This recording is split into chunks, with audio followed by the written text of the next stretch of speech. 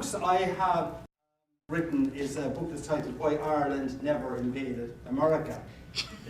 It's actually a business book. It's done in story form, so you can imagine, hopefully there's a good business sense in it, but it's a little bit goofball. It's a bit like the Irish guy, probably. It's been out in market now for quite some time. It's nearly out of print. You can get it at the Shamrock Shop, by the way, .com, theshamrockshop.com, where all my books are on sale. The book was launched.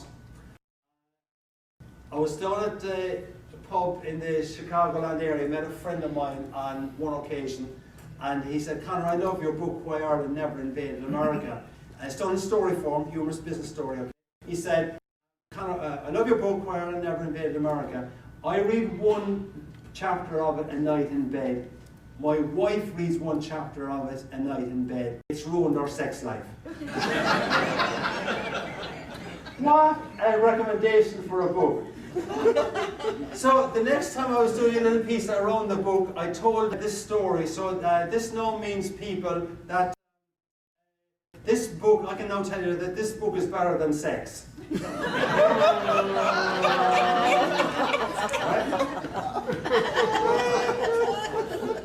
I was using that line then for another couple of times when I was presenting the book, and the master of ceremonies at one of the sessions I was doing was a friend of mine, and my wife was in the audience, and I said, "This book is better than sex." And Paul, the MC, he said, come up after me, and he said, "Conor, you know when you said this book is better than sex?" I said, "Yes, Paul." He said, "Your wife was not in agreement."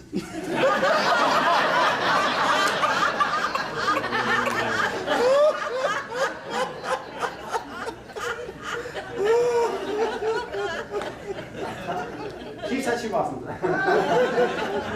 Right. But here's the thing about that. No, that started out because I was in a pub and a friend of mine told me that story about I read one chapter of a night in bed. My wife reads one chapter of a night in bed. I just paid attention to that, and I said I'd use it sometime. The next time I use it, I was able to come up down with the line, "This book is better than sex," and then my so-called friend comes up with his line later on. So there was 3 different ways, or kind of enhancements on that story.